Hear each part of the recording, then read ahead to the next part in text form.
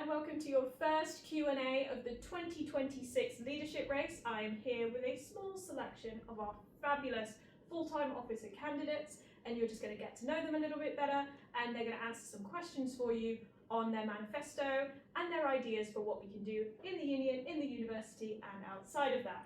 So first of all, I'm just going to get them all to introduce themselves. So go ahead, if you can give me your name, your pronouns, and your slogan. Hello, my name is Ava Watts, pronouns are she, her, and my campaign is basically all about how I can give you all a helping hand.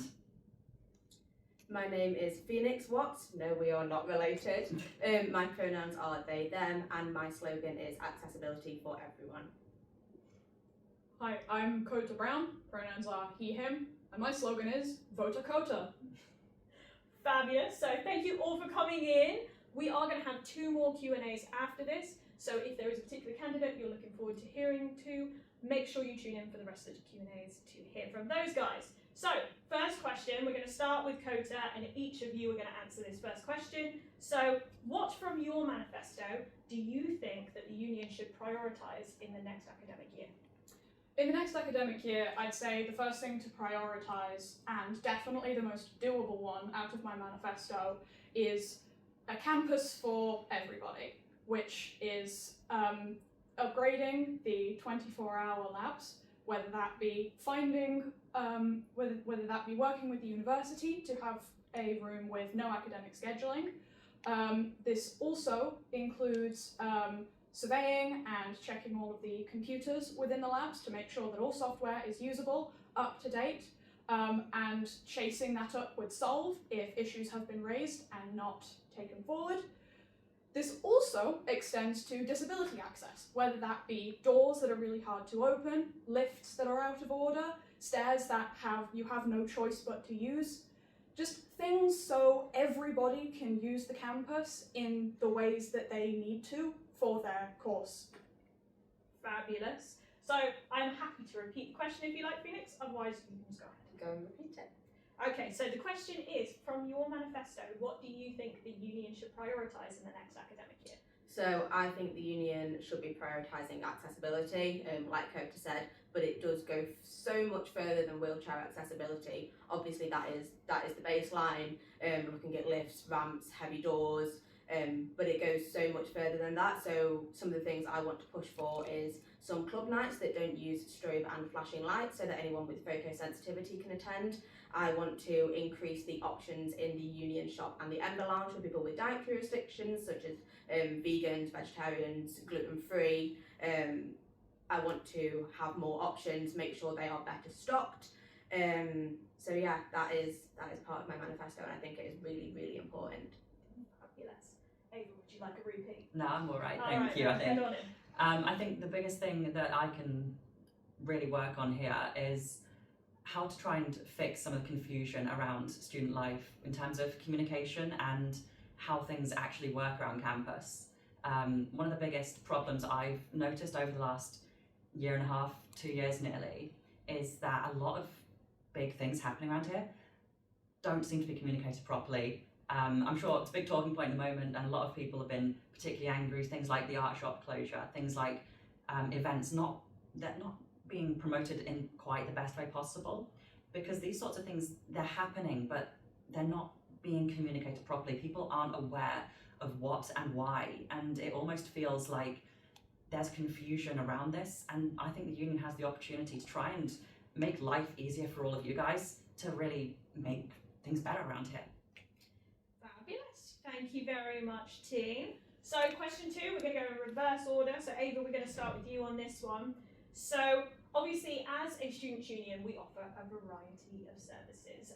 We have obviously the front-facing things like societies and events and venues and shops and GreenPad, and we also have the more background stuff like the student voice team, representation and advice, and everything in between. So what we wanted to ask you in this sense is, how can you bring diversity and vibrancy to the offer that we put out to our students? I think I say this as someone who's done a lot of work with the Students' Union previously. I'm currently a member of staff for the union shop, do some stuff front of house and green pad as well. So a lot of work has gone into working with the union. And I think the biggest thing that we can do really is just, as you've said, try and make sure that everyone has the opportunity to get themselves involved with the Students' Union and what we offer here. It isn't necessarily about providing more options, it's about making sure that those options are very easily understandable and available just as a whole. Even if we aren't able to increase these options, how can we make these more accessible? How can we get more people aware and interested in these sorts of things? Fabulous. Phoenix, I know that was a bit of a mouthful of a question. Shall I go again? Go for it. Okay, so obviously introducing that we as a union do a bunch of stuff. So the question that we're asking here is, what would you do in a role as an officer to bring vibrancy and diversity to our offer? So, similar to what Ava said, I think accessibility within these services is really important. More information given on them so people know kind of where they need to go. One thing that I thought about when I first started to think about running for officer was having a more, a bigger meet the team page on the union website, so that you can, if you are a student, you have an issue, you know you need to see someone from the union, you can go on that page, you can see who works in what team, what does each team represent, so who is it that actually you'd be needing to go for your issue, what are their contact information, how can you reach them. Another thing I want to look at is the advice team. The advice team are absolutely fantastic, but it can be really, really hard to get an appointment with them. And I think having a day or an afternoon that they have some drop-in sessions will be really, really useful for some students. Okay. Kota, would you like a repeat? No. I'd say that similar to Phoenix's point, having the union be a very kind of friendly, open place for students to come to. I know a lot of the time it can feel kind of intimidating to try and get in contact with people to get help and advice. So having people be, I've worded that wrong. You're allowed to stop and start. So continuing the great work that the union has done so far to be a very friendly face, separation of the union and the university, of the union being their own friendly team of people. The stalls outside were a great thing to come and talk to people and see people face to face without appointments and all of that. Overall, just being a really friendly, fun place that people can come and talk to regardless of what their issue is, and whether they feel safe and comfortable to do so. I feel like I've completely jumbled that up, but I think the point gets across. Yeah, so thank you very much for those answers. So for our final few questions, these questions have been randomly produced by students at the university and staff with experience around the university and the union, and they will be randomly assigned based on the order that these guys chose to sit in when they sat in these seats when they arrived. So we were in Dakota last, so unfortunately we're coming back to you first. Oh no. And our first question is obviously, at Staffs we have 3 main campuses and lots of partners. So my question to you, Kota, is how would you make sure that your manifesto points extend beyond the Stoke-on-Trent campus? So of course I don't have the most awareness of the London and Stafford campuses because I don't study there.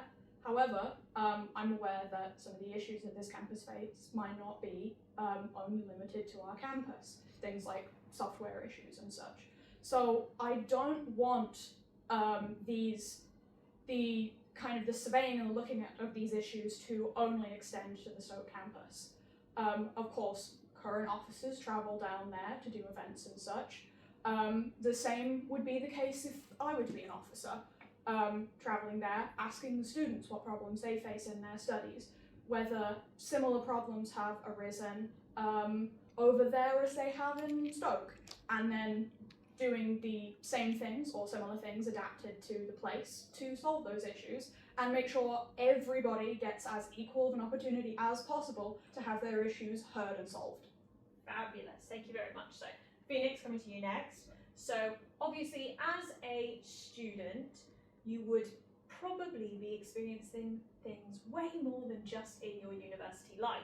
So my question here is, outside of university life and the campus and the Students' Union, what do you think is the biggest issue facing students today, and have you got anything approaching that in your manifesto, or just any ideas again?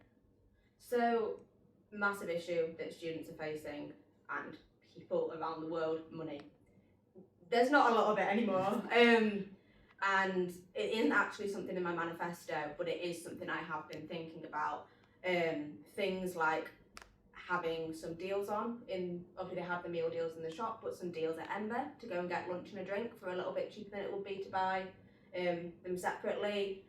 More student jobs. I'm hoping that with the student village that there will be some more student jobs, because student jobs are so important. There are so many students that will benefit both the money and the experience, having a job on campus that can fit around their studies, as opposed to getting a job somewhere else that maybe can't fit around their studies as well.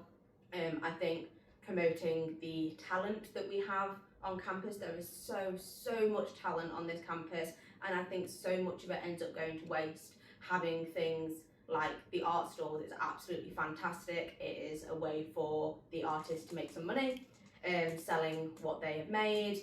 It lets the current students support those other students, which I think a lot of students love, supporting other students. Having some maybe more music nights, open mic nights with the musicians, just maybe ways to make a little bit more money and support the talent that is on campus. Fabulous. Right. Ava, last question.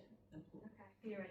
So obviously everyone is aware that sometimes starting university or even coming back to university can be quite a daunting and nerve-wracking thing. Any new experience is. So my question to you is, how would you specifically engage students that are potentially more anxious, introverted, or just a little bit nervous about getting involved with the Students' Union? I think the best thing that we can offer is, obviously we need to try and gauge what students want to see, but for those who may not be confident enough to, say, walk into the Students' Union office and speak to a member of staff, that's quite a daunting experience for some. I think what we definitely need to look into offering is more open spaces, more open opportunities, say online or in drop boxes around campus, to at the very least say something about what they feel. We've seen you've run Speak Week, and it's been quite popular, quite successful, I would argue, but it's those sorts of things. If, say, you are a newer student, or even not necessarily a newer student, but someone who doesn't want to necessarily engage with the Students' Union because of, say, lack of confidence, lack of, I don't know where I'm going with this, no, I do, a lack of confidence or belief that they can go upstairs or find a member of staff or an officer to speak to. Having more of these opportunities online with those boxes around campus to at least find a way to speak to the Students' Union about what they want, because ultimately what the Students' Union is about is building what you students want, not what we think you want, because we can do that all we want, but it's about what you want, and we need to find as many ways as possible for you guys to tell us what the Students' Union can do. Fabulous. Thank you very much. So those are all the really hard questions. Don't worry about that. So just before we completely sign off, I'm going to give you one last chance to basically just sign off and do one super quick last thing that you might want to say. So there's no pressure, just whatever you fancy saying, and try and keep it under about 30 seconds. So Ava, we're going to come back to you for that one first. No, I think just the only thing I can say is I don't feel like it's the right thing to do to sit here and say, obviously, please vote for me, but I think please do look and vote for somebody in this election. That's the most important thing. The Students' Union can't do anything without your support, and as a whole, having that would mean the world to me, regardless of who wins in this election. So please do keep an eye out. Please follow everyone. Please look into everyone's manifesto, and just vote for whoever you think does the best job. Fabulous. Thank you, Phoenix. Yeah, similar to what Ava said, read everyone's manifesto, look at what you want, and also if you are a third year student and you're thinking, well, none of this affects me, your vote counts, leave everyone else in good hands. So Definitely. Yes, vote, your vote counts, and vote for who you believe in. Brilliant. Kota? Obviously, everything that they've clearly said. But also, don't be hesitant to cast your vote. If you cast your vote and then read another manifesto again and think, actually, I really agree with these points, I think they're more relevant to me, you can always go back and change it. So voting is always better than not having a say, even if you go back and change it. 100%. And that is a lovely selection of answers for me to lead on to. Yes, voting is open tomorrow at 10 a.m. So please, please, please do log on and cast your votes. As these guys have already said, please make sure that you're reading everyone's manifestos and getting a good idea of who you want to see in office next year. Your manifestos are live now, so you can check them out at staffsunion.com/vote. And other than that, we will see you in the next Q&A. Bye!